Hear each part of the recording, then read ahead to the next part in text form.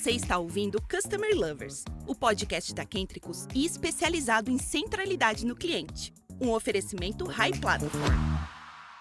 Olá pessoal, tudo bom? Sejam muito bem-vindos a mais um episódio do podcast Customer Lovers. Sou Léo Palota, fundador da Paradox Academy, a primeira escola de negócios voltada exclusivamente para o tema de CX. Eu sou Francisco Zapata, CEO e fundador da Kentricus, que é uma consultoria especializada em centralidade no cliente.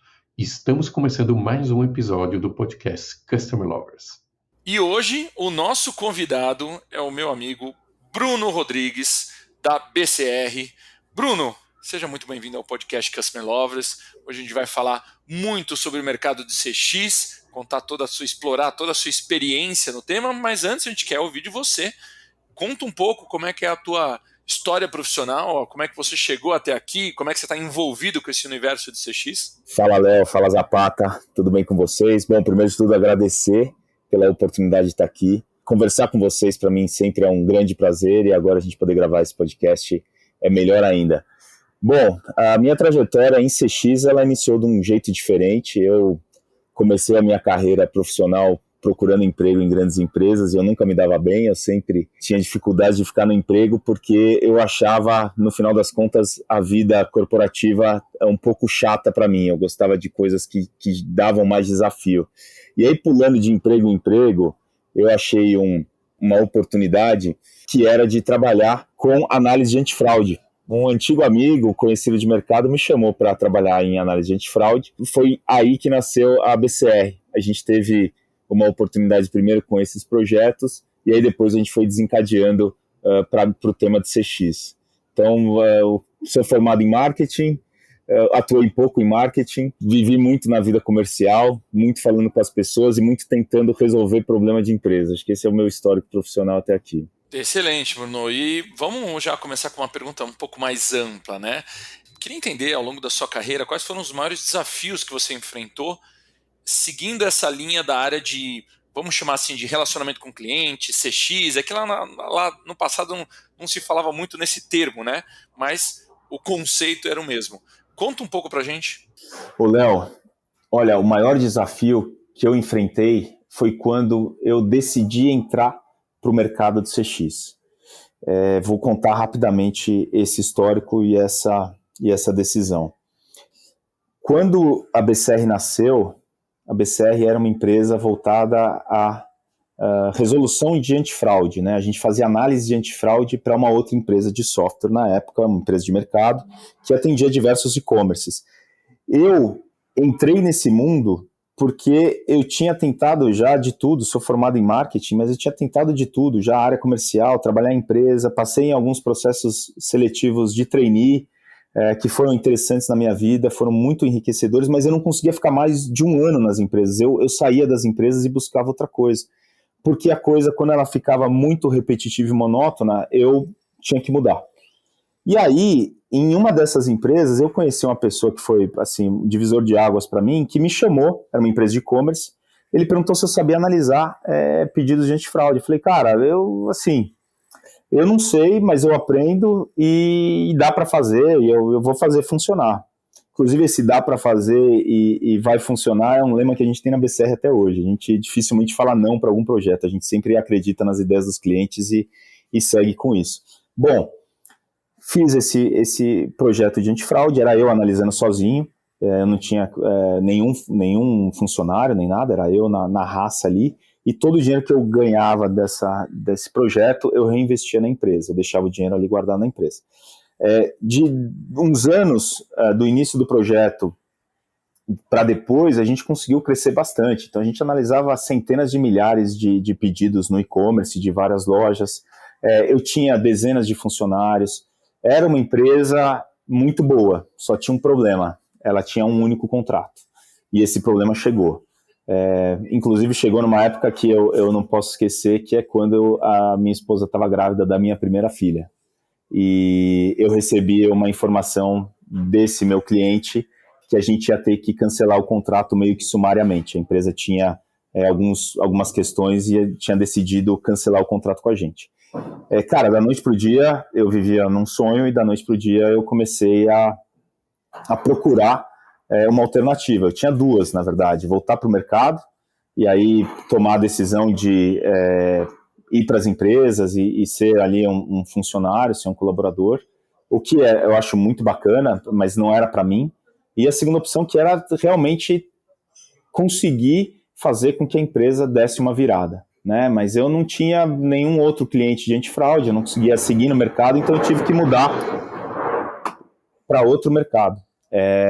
E aí, vendo ali o que eu tinha de infra, vendo ali o que eu tinha de oportunidade, eu fui para o mercado de CX. Eu tinha lá a infraestrutura com posições que já eram PAs de atendimento, eu já conhecia do cliente, porque eu falava com clientes o dia inteiro, inclusive esse era um dos grandes insights que a gente teve na época, que eu tive na época, que era o seguinte, a gente ligava para os clientes para ver se ele realmente era o comprador daquele pedido, que é um processo natural da análise de antifraude, e muitas vezes o cliente reclamava ou pedia mais informações para a gente. Eu queria saber como é que está o meu pedido, eu fiz outra compra com vocês que ainda não chegou em casa, e etc, etc, etc. Então a gente falou o seguinte, né, quando eu digo a gente, assim, né, assim, eu pensei no seguinte, eu falei, bom, tem a infraestrutura, eu já tenho uma estrutura de telefonia para ligar e para receber, eu já tenho pessoas que sabem falar ao telefone, eu conheço do mercado, tenho algumas pessoas que poderiam me ajudar, e eu tive muita ajuda, e eu sou muito grato a todo mundo que me ajudou. Então, assim, eu vou mudar de segmento totalmente. Eu não conheço o CX, e aí eu acho que não foi a minha escolha aí para o CX, foi o CX que me escolheu, porque era algo que estava ali na cara do gol, eu estava pronto e eu não conseguia enxergar, acho que há muito tempo, eu devia ter feito esse movimento até antes. E aí, o que eu consegui ver foi, bom, eu tenho que arriscar, eu tenho todas as fichas na mão, o que eu tinha também era um caixa no banco que eu guardei para uma emergência, e a emergência apareceu. Então, assim, eu lembro até que eu comentei com a minha esposa, né, quando a gente tomou essa decisão, e eu realmente me aprofundei no negócio, e eu tomei a decisão de ir para o mercado de CX, inclusive fazer uma coisa que é muito difícil de alguém fazer hoje, que é fechar um contrato deficitário. Esse é um caso até interessante. Eu fechei um contrato com a FENAC, a antiga FENAC, né, falida já aqui no Brasil, infelizmente, que era deficitário para mim. Ele era um contrato que me dava prejuízo todo mês, mas ele era um contrato importante para eu conseguir colocar a marca da BCR em algum lugar na área de atendimento. Então, eu perdia dinheiro atendendo o cliente, literalmente, na prática. Mas foi muito importante porque foi o contrato que me fez elevar para outros clientes, e a partir dali a gente ganhou contas como L'Oréal, dentro da Vetex na época, Imaginarium, a gente atendeu Adobe Systems, é cliente nosso até hoje, Ambev veio com a gente para o Empório da Cerveja, a gente foi o primeiro BPO do Zé Delivery lá atrás. Então, assim, fez com que abrisse essa porta. Então, assim, esse é um cenário geral da minha trajetória e das minhas grandes mudanças aí para CX, que fizeram onde a BCR está hoje. Bruno, você comentou sobre a importância de ouvir o cliente. Pode nos contar sobre um momento em que essa prática mudou a direção de um projeto ou alguma estratégia de algum cliente seu? Zapata, esse tema ele é muito relevante hoje, né? A gente fala muito sobre escutar o cliente, o Voice of Customer, entre outras coisas que trazem para a gente muitos insights. Mas quando a gente estava com um projeto com a FENAC, que foi um dos primeiros clientes de call center, né, de BPO, de atendimento da BCR lá atrás, teve um evento, teve um episódio que fez com que a gente mudasse muito a direção da BCR. Eu sempre gostei muito de entrar em ligação, seja porque o volume de fila era alto e a gente precisava baixar o volume de filas, então eu entrava na operação, eu atendia, como às vezes também para escutar, para entender os problemas dos clientes. E aí teve um dia, se eu não me engano foi numa quinta-feira, que um cliente estava em linha com um analista e ele não desligava a ligação. E já estava fechando o horário de atendimento. Já era perto das 6 horas da tarde, a gente estava fechando o horário de atendimento. E faltava, sei lá, uns 10, 15 minutos para fechar. E esse cliente pediu para falar com o supervisor, pediu para falar com todo mundo. E aí eu puxei a ligação para mim. Cara, foi uma ligação que abriu muito a minha visão. Primeiro de tudo, porque eu comecei a entender mais o que era a dor do cliente, né, na prática. O caso era o seguinte, era uma pessoa, um homem, que era padrinho de uma menina e que estava comprando ali um quebra-cabeça de alguma princesa ou algo do tipo, eu não lembro o personagem, para dar de aniversário para essa criança. E aí esse cara, se você for parar para pensar, o item era simples, né? É o que a gente fica pensando assim, puta, é um quebra-cabeça, cara, você cancela o pedido e você vai lá na loja e compra e tal. Só que a dor do cara era tão grande porque ele confiava tanto na marca e ele entendia tanto que a marca ia resolver o problema dele, que a compra era distante, ia mandar entregar na casa da menina e tal, que eu fiquei escutando e a ligação, a gente começou a bater papo, a ligação durou assim mais de hora, eu fiquei sozinho no escritório conversando com ele, não resolvemos o problema, não consegui resolver o problema, porque não dava, eu entrava em outros sites, eu tentava ver se dava para comprar por algum outro lugar, e aí eu ia comprar do bolso e mandar um reembolso para a FENAC, que eu nem sabia se eu iria receber ou não.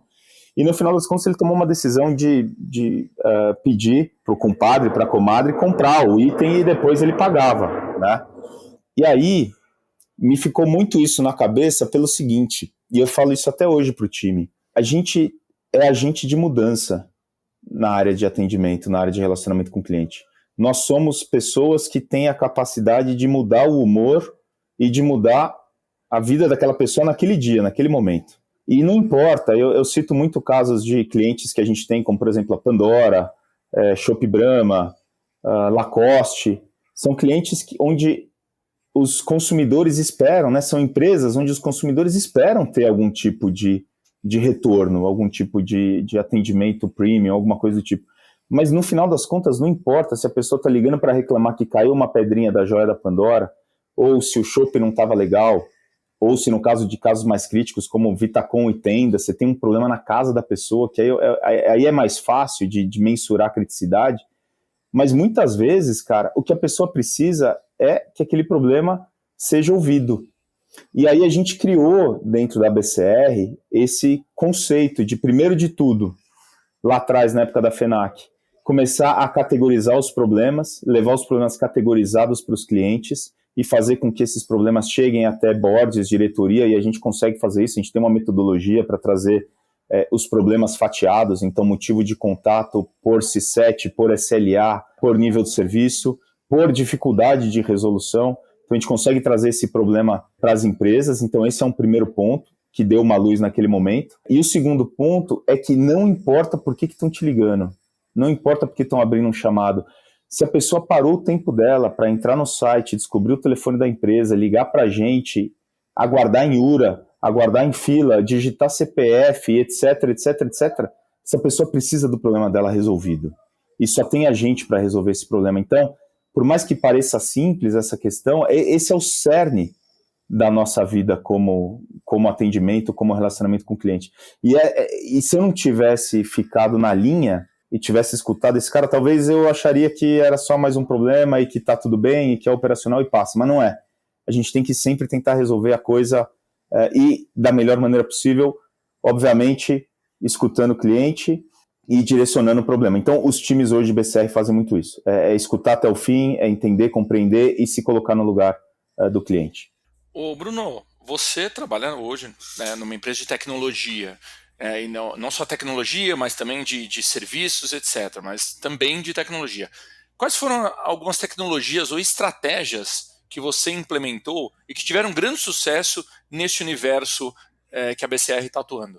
Olha, Léo, eu posso te dizer o seguinte, quando a gente começou na parte de BPO, a gente teve uma procura muito grande por ferramentas que nos ajudassem no dia a dia do atendimento. Eu sempre tive uma preocupação muito grande com os analistas, com quem estava ali no front. Até uma questão off-topic aqui, toda vez que a gente tinha um novo contrato, a gente colocava algum novo benefício para os colaboradores. Então tinha massagem, tinha tudo. Então a gente tinha uma real preocupação com esses caras no dia a dia, né? E uma das preocupações era como que a gente consegue resolver o problema de múltiplas telas e o problema de telas complexas para mexer. E olhando para o mercado, olhando para os cenários, em 2000 2012, a gente ainda usava uma outra ferramenta de atendimento e a gente decidiu por conhecer a Zendesk. Um dos motivos era que a gente precisava de um sistema que a gente pudesse pilotar mais. Então a gente queria criar os próprios relatórios, a gente queria criar os próprios formulários e na época não tinha nenhuma ferramenta que permitia isso. Eu acho que quando a gente conseguiu entender a Zendesk, e aí abriu-se a mente para várias outras coisas, como por exemplo, a possibilidade de criar aplicativos e colocar no marketplace, a possibilidade de plugar outros canais, e a gente fez isso com a 55 lá atrás, né, que hoje é uma empresa apartada e tem lá os seus clientes e tal, conecta com outros sistemas também. Assim como a gente fez agora recentemente também com o CX, que é uma plataforma de disparo de WhatsApp e de bot de WhatsApp, que a gente consegue gerenciar conversas dentro da ferramenta. Então, assim, acho que essa foi uma ferramenta que para a gente nos apoiou muito, não só o entendimento de como melhorar a vida do agente, mas também de como mudar o nosso negócio, porque antigamente o nosso negócio era 90%, era 99% gente e 1% tecnologia, né? A gente tinha, assim, um esforço muito grande em fazer com que as pessoas estivessem bem sempre e pudessem atender bem as métricas, etc. Quando a gente olhou para essa ferramenta, a gente falou, bom, peraí, isso faz há 12 anos, né, atrás. Falou, peraí, cara, não precisa ser só gente. Esse modelo de negócio é um modelo de negócio que precisa de tecnologia também. Então a gente, naquele momento, entendeu que o cenário mudaria e mudou completamente, né? Se você falar de 12 anos atrás para cá, a gente nunca imaginaria a inteligência artificial e essa evolução, mas foi uma plataforma de mudança para a gente, porque a gente pegava todos os problemas da operação e desenvolvia aplicativo. Então, para você ter uma ideia, o primeiro aplicativo que a gente criou na Zendesk é um aplicativo de inserir emoji dentro das mensagens. Isso foi em 2013. Foi o primeiro aplicativo da América Latina na Zendesk, um dos poucos ainda que tinham no mundo. Teve download do mundo inteiro. Eu conseguia ver o pessoal baixando assim, na África, na Ásia, Japão, Estados Unidos, Austrália. Então, assim, tinha downloads em todos os lugares que tinha Zendesk. Tinha esse aplicativo baixado. Era um aplicativo super simples, que inseria via Markdown emojis dentro de uma conversa. Por incrível que pareça, era uma coisa que a Zendesk não tinha. Então, quer dizer, a nossa dor era maior do que a dor da própria empresa que vendia o serviço. Isso é muito engraçado, porque mostra o quanto que a gente estava sempre buscando melhorar o atendimento, né? E aí, anos depois, a Zendesk foi lá e inseriu essa frente de emoji dentro das próprias conversas. Mas eu acredito que é isso, cara. Eu acredito que, assim, hoje é impossível você viver num negócio que dependa 100% de humanos sem uma tecnologia, e as tecnologias que existem hoje são cada vez mais pró-negócio e não só pró-faturamento. E acho que tem uma diferença muito grande aqui, ou pró-lucro, né? Quando a gente olha para as tecnologias hoje, a gente está sempre pensando em como é que a gente consegue fazer o atendimento ser melhor com as pessoas e não sem elas. Bruno, e sobre os aprendizados de gestão de negócio? Você pode compartilhar um exemplo de algo que não deu certo e as lições que tirou disso? Zapata, vários, tá? No mercado de CX, mais ainda. E acho que a minha vida nos últimos anos, a minha vida em CX, tem sido de muito aprendizado todo dia. E como é um mercado que muda muito, é um mercado que tem muita novidade, a gente sempre tem esses aprendizados. Então, vou contar um pouco de alguns que a gente teve. Quando eu comecei a BCR na parte de CX, na parte de saque e atendimento, todos os meus amigos, familiares, enfim, todas as pessoas próximas falaram que eu estava maluco. É um mercado difícil, é um mercado de pouca instrução, é um mercado que é pouco valorizado, entre outras coisas, né? Esse foi o meu primeiro aprendizado.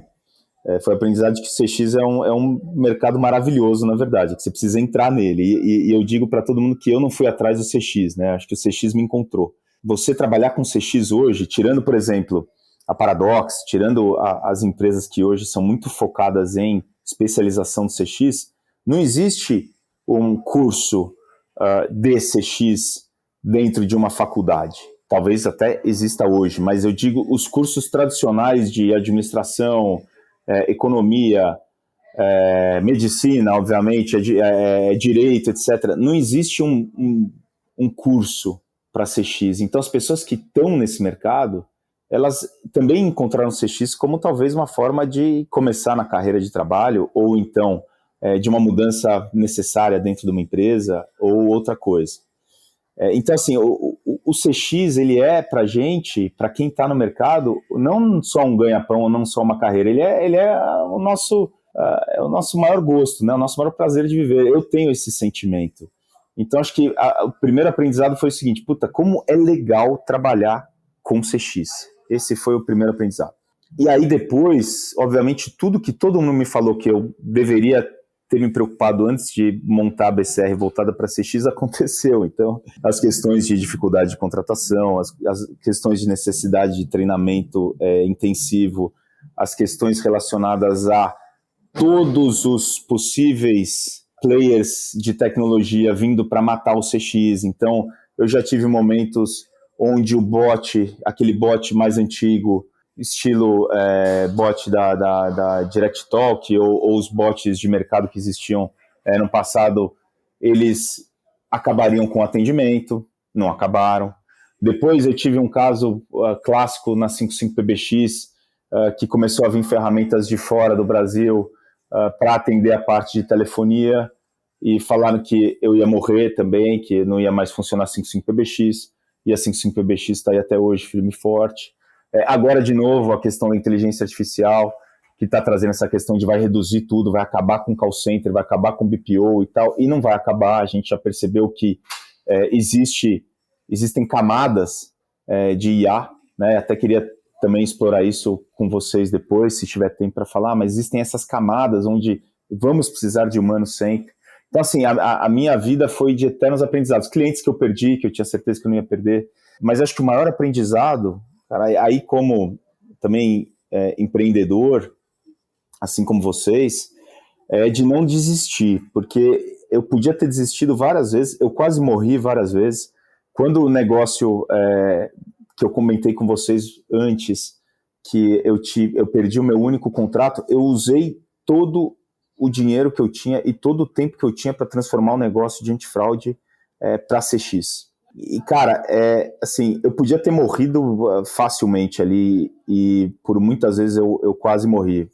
Graças a Deus que eu tinha pessoas boas junto comigo, né? O negócio quase morreu. Mas eu acho que é isso, cara. Acho que assim, o maior aprendizado, ainda mais no CX, que é um tipo de trabalho que demanda que a galera trabalhe muito, atrás de métricas difíceis, atrás de um processo que a gente não domina toda a empresa, então a operação da empresa fica em outro lugar, onde a gente muitas vezes recebe muito mais crítica do que elogio. Eu acho que o CX é exatamente a personificação, se é que a gente pode dizer isso, do que é não desistir. Porque as pessoas que trabalham com CX são as pessoas mais resilientes que eu conheço. Bruno, primeiro, muito legal todo esse depoimento que você trouxe. Tem muito a ver com quem está trabalhando no universo do CX, porque muitas vezes é quase que uma, como eu posso dizer, é quase que é empreender, né? Porque muitas pessoas que estão trabalhando com CX dentro das suas empresas é mato alto, né? Então a pessoa tem que realmente ter essa visão empreendedora mesmo ali dentro. Mas vamos lá. Na sua visão, como que o relacionamento com o cliente, o atendimento, né, e a jornada do cliente em CX se complementam? Esse é um bom ponto, né, Léo? A gente sempre fala de CX, e aí quem estuda CX e fala sobre o CX mais na teoria, né, ou então mesmo nos cursos, tem um belo desentendimento entre atendimento e CX. Né? Primeiro de tudo, CX é toda uma estrutura. Né? O CX tem que ter reporte para a companhia como se fosse um projeto vivo ou uma área, e onde o atendimento está dentro. Né? Acho que isso, pelo menos é a minha visão, e acho que é a visão mais prática do negócio, e mais pragmática também. O atendimento em si, ele só funciona direito quando ele está dentro da esteira de CX que foi totalmente desenhada. Você chega e fala assim, puta, que legal, vou desenhar o produto. Você vai lá, desenha um puta produto animal, você vai lá, faz um aplicativo legal. Na época da 55PBX eu desenhava o produto igual um louco, o teclado, a bolinha tem que ser redonda do teclado, vamos imitar a Apple. Na 55 teve um negócio legal que a gente fez que foi assim, cara, tem que ser muito legal pro agente, né? O agente tem que gostar da 55. Então, vamos colocar trilhas musicais que ele pode escolher. Então, assim, tinha 15 segundos de Guns N' Roses antes dele atender a ligação, tinha 15 segundos de rap, a gente escolhia músicas que o cara podia usar como se fosse um ringtone. Então, assim, se for parar para pensar, o tempo que eu parei para desenhar 5.5 e toda a estrutura, e o tempo que eu parei, isso que eu sou do mercado, e o tempo que eu parei para desenhar a parte de suporte, assim, não tem comparação. A gente hoje ainda, cara, é uma loucura, mas assim, a coisa tinha que ser de trás para frente, né? A gente hoje estuda muito tudo, e o suporte é o seguinte, suporte, atendimento, etc. Cara, quando cair a ligação, a gente vai ver, a gente monta uma árvore de categoria, e aí a gente consegue colocar um bot, e aí a gente consegue fazer uma central de ajuda e resolver o problema. Mas a gente, muitas vezes, e aí é óbvio, né, a gente está criando produtos, ou as empresas grandes têm já estruturas gigantescas de conexões entre CRM, ERP, cadeia de produção, entre outras, que dificultam muito você enxergar todos os problemas que vão acontecer. Mas o ponto é o seguinte, o atendimento, na verdade, ele deveria ser a primeira fase de desenho, inclusive de produto, porque você consegue estudar hoje bons cases, e aí tem Reclame Aqui, que você pode entrar numa empresa semelhante, concorrente, e ver onde é que estão os gargalos, etc., porque o produto já deveria mitigar boa parte dos problemas. E óbvio que os problemas vão acontecer, mas eles seriam mais mitigados. Hoje a gente foca muito em produto, na minha cabeça, foca no Excel ali gigantesco e tal, e numa linha de Excel que você vai colocar ali os teus custos, vem lá o atendimento vai ter lá um contact rate, então baseado na quantidade de pedidos que eu vendi, ou baseado na quantidade de clientes que eu tenho, se eu for uma solução SaaS ou alguma coisa do tipo, eu vou ter uma quantidade de atendimentos. E aí eu vou fazer de tudo para esse custo ser baixo. Aí vem o paradoxo do negócio. Quando eu tenho um budget para o atendimento, e aí eu tenho uma ideia meio maluca aqui, mas eu acho que assim, não deveria existir budget para atendimento, tá? Eu acho que isso é uma visão errada, porque você quer vender mais, você tem budget para marketing, você tem budget para vendas, mas você sempre quer aumentar esses budgets, mas o do atendimento está sempre fixo ali, você vai sufocando a tua operação. Mas isso acho que pode ser outro tópico. Eu acredito no seguinte, o atendimento ele é a melhor área de P&D que uma empresa pode ter, melhor área de pesquisa e desenvolvimento que uma empresa pode ter. O cara parou, que nem eu falei mais cedo, o cara vai no site, pega o telefone, te liga, e o atendimento, muitas vezes, antigamente rodava via script, hoje ele está mais aberto, mas o que você consegue pegar de VOC, né, de Voice of Customer, é muito baixo ainda, é limitado. Hoje a gente tem conversado com empresas que estão buscando a gente para monitoria com IA, ou então para transcrição com resumo com IA, entre outras coisas, mas é muito louco, porque a maior preocupação que eu tenho visto nem é tanto com o VOC, é mais para ver se o nível de qualidade do agente está bom, o que para mim não faz sentido. O que para mim faria muito mais sentido ser um foco em pesquisa e desenvolvimento. Eu recebi 200 ligações sobre um produto que está com problema, eu vou atuar nesse ponto. E aí eu vou trazer só um exemplo prático para ficar mais legal. A Balduco é cliente nossa, e a Balduco, entendendo esse cenário, ela fez um projeto com a gente, onde a gente faz o atendimento dos clientes, a gente pede para o cliente que liga lá falando de um item que por algum motivo quer trocar, o que não está legal, e a gente pede o lote desse produto, o que normalmente já acontece em indústria alimentícia. Só que, a partir desse lote, a gente salva essas informações junto do ticket de atendimento e a gente consegue fazer um relatório que vai buscar todas as informações de todos os produtos que foram reclamados, cruzados pelo motivo e cruzados pelo lote. E o que a gente começou a levar para Balduco? Olha, sua linha de produção A tem esse tipo de problema, o seu distribuidor B tem esse tipo de armazenamento errado, a sua transportadora C amassa as caixas de panetone. Então, olha que louco como a partir disso você consegue mudar conceitos da empresa. Então, você pode ter ali uma distribuidora, uma transportadora que ela para de ser utilizada ou que ela é multada, e aí eu começo a enxergar valor entre atendimento e customer experience, porque daí a gente está olhando toda a cadeia, sabe? Então, acho que assim, customer experience é uma questão mais de estrutura empírica. Então eu vou querer construir a jornada e faz todo sentido esse processo. Então essa é a primeira etapa. Mas a partir do momento que eu construí a jornada, eu acho que o cerne do negócio deveria ser muito mais o atendimento. E hoje o atendimento ainda está no final. Sabe, Léo? Eu acho que assim, o atendimento é o núcleo. O atendimento não é a ponta. E quem entende isso, entende como falar com o cliente, entende como resolver problema e reduz muito custo. Porque a resolução fica muito mais fácil. Essa é a minha visão sobre essas duas frentes de trabalho. Gostei muito da parte que você fala que atendimento é o núcleo, não é a ponta. Vou usar bastante isso aqui.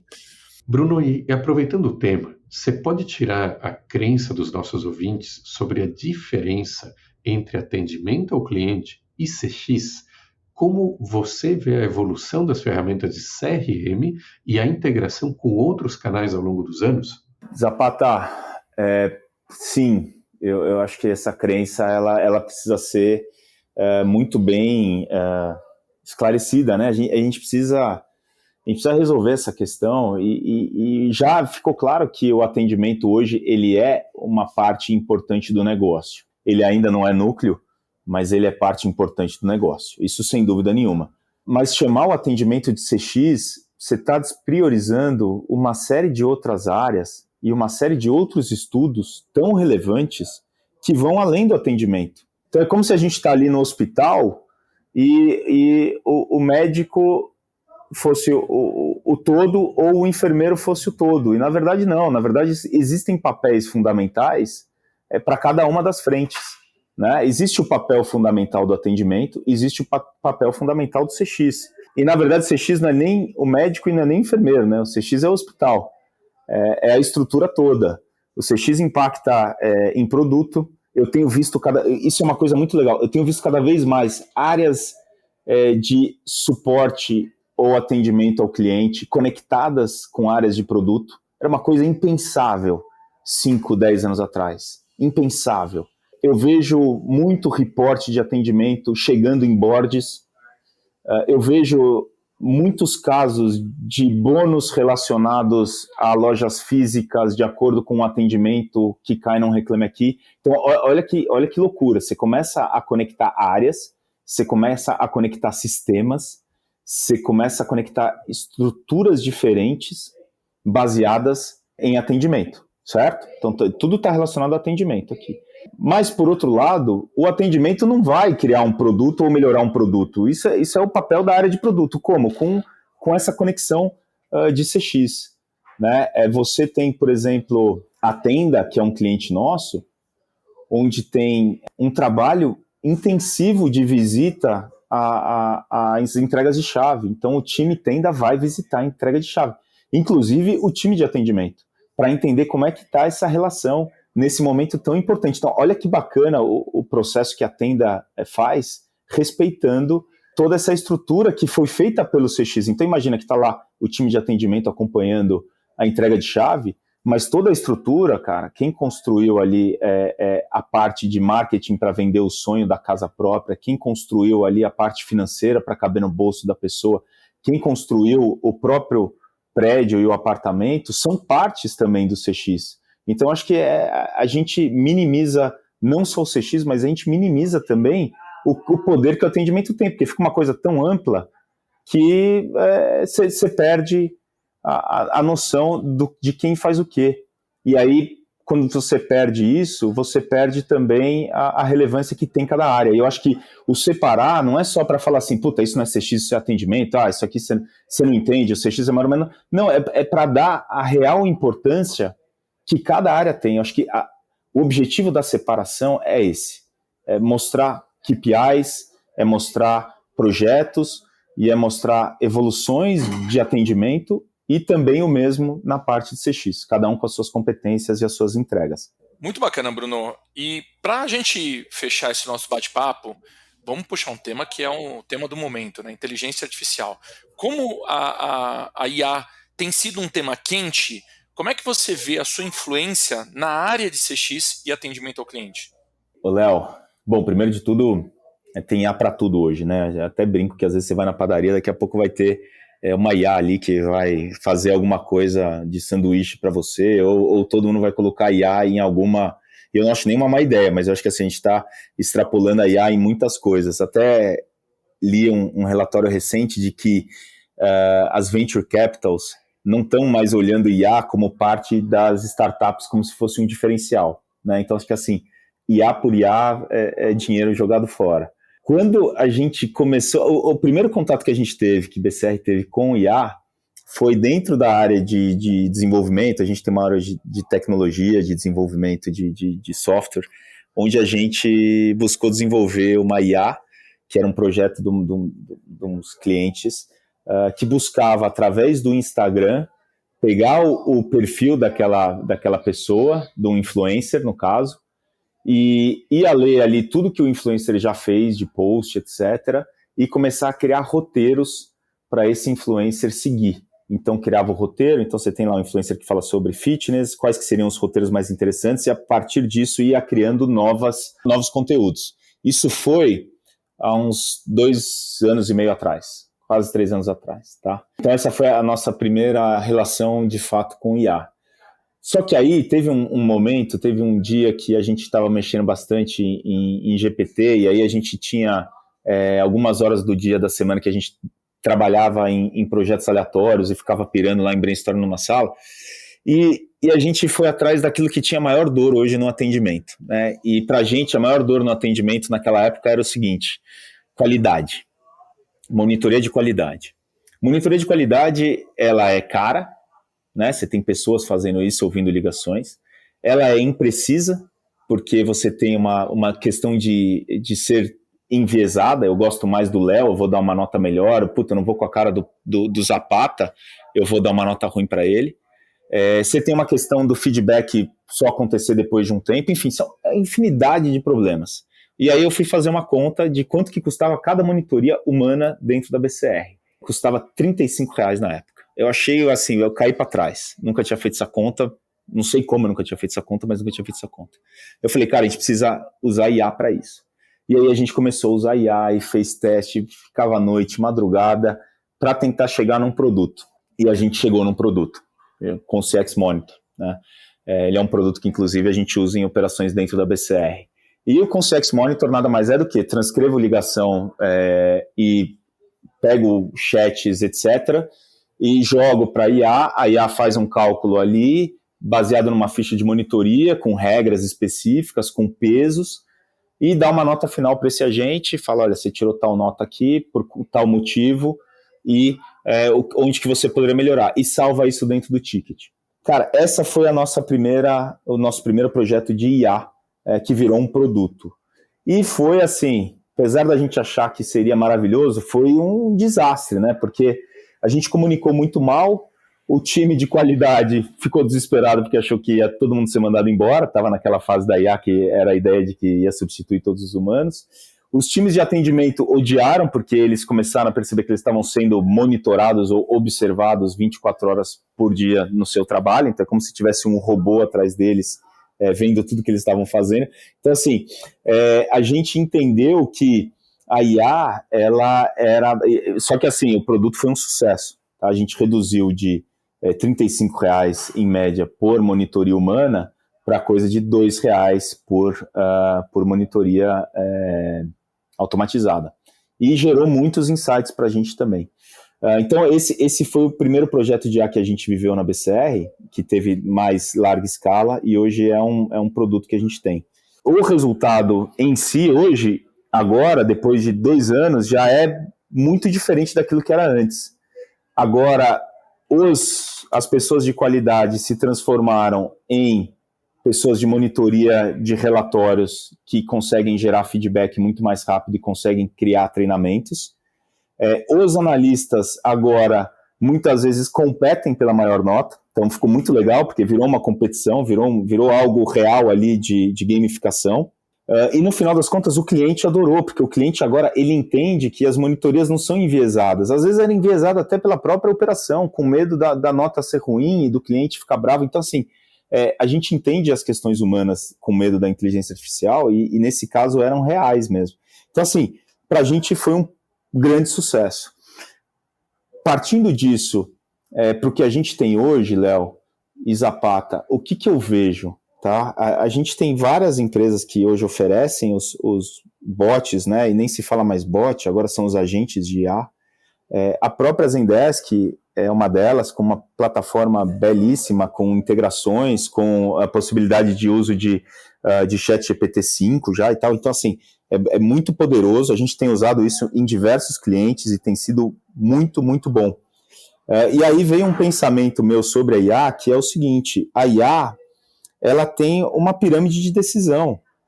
A IA, ela não é para ser usada em tudo. E essa pirâmide de decisão, inclusive, é um estudo que eu tenho feito, aprofundado, indo atrás mesmo. Ela é uma pirâmide de decisão muito importante para as empresas, porque essa pirâmide de decisão da IA, ela vai fazer com que a empresa decida investir mais ou menos em IA, ou decida escolher caminhos mais baratos. Vou dar um exemplo. Um e-commerce, ele pode ligar IA para tudo. Pode falar assim: eu quero que todas as respostas sejam baseadas em IA, e se eu não conseguir alguma resposta, eu transbordo para o humano. Beleza, legítimo e faz todo sentido. Tem outros e-commerces que podem pensar o seguinte: eu quero, primeiro de tudo, fazer ações proativas com o WhatsApp. Se eu tenho um problema, eu posso fazer primeiro um bot porteiro, um bot mais simples, que é status de pedido, e ele responde sem IA. E aí, nos casos, isso seria a base da pirâmide, né? Onde você tem a parte mais de automação, e você tem a parte proativa, e você tem uma parte de um bot simples que não usa IA. Numa segunda camada, você necessariamente tem que usar IA. Hoje em dia não tem mais como você fugir. E aí são casos como: eu preciso cancelar e eu quero decidir se eu quero o reembolso em crédito daquele pedido ou se eu quero receber um Pix. Eu quero trocar o agendamento da visita do técnico de hoje para amanhã. Isso deve ser feito via IA, isso não faz nenhum sentido ter um humano. Ao mesmo tempo, é difícil de você fazer isso com uma automação sem IA, porque você precisa pegar informações, até dá para fazer, mas começa a ficar mais complexo. E o topo da pirâmide é onde você tem o humano usando a IA. É o agente que precisa de uma IA para resolver um caso, para deglutir aquele e-mail complexo, ou aquela thread de e-mails que passou do nível 1 para o nível 2. Aí você vai precisar da IA. Então, essa pirâmide de decisão, ela traz, na minha visão, uma clareza muito grande para os nossos clientes da BCR em quando e como usar a IA. Minha sugestão: eu acho que o melhor dos mundos, se tem budget, é usar a IA do início ao fim. Porque você consegue pegar toda a jornada do cliente, seja uma dúvida simples, seja um problema complexo. E aí você consegue entender Voice of Customer em um único lugar, você consegue ter relatório em um único lugar, você consegue fazer toda a estrutura de atendimento com IA em um único lugar. Então, assim, para mim, agentes de IA que conseguem resolver todos os problemas é, sim, o caminho ideal. Agora, vai refletir muito em budget também. Você vai querer que um agente de IA responda para casos simples, responda para casos de como é que eu faço para cancelar o meu pedido, responda para casos como eu quero a segunda via do meu boleto. Então, essas definições e essas escolhas vão muito de encontro com a necessidade, com o budget do cliente, etc. E com as possibilidades tecnológicas, né? Ter as APIs e tal. E aí vem um ponto muito interessante que eu vi ontem num evento que eu estava conversando com uma empresa muito grande, não vou citar o nome aqui porque, enfim, era um assunto bem mais particular, mas o que a gente identificou é que hoje não existe mais a substituição de humanos por IA, existe realocação dos humanos pela IA. Então, uma pessoa que hoje faz atendimento ao cliente, ela entende muito de produto, ela entende muito de processo, ela entende um monte de coisa. Ela com certeza vai ser realocada para uma área de vendas, para uma área de suporte interno, para um back-office, entre outras coisas. Então, assim, é óbvio que não vai dar para realocar todo mundo, até porque tem pessoas que não conseguiram se adaptar ao novo modelo de mercado, né? E aí, realmente, quem hoje atua como robô vai perder para o robô. O robô é mais rápido, é 24 horas, enfim, não tem essas questões que a gente tem como humano. E quanto a isso não dá para brigar. Então, se a gente fizer o trabalho de robô, a gente vai perder.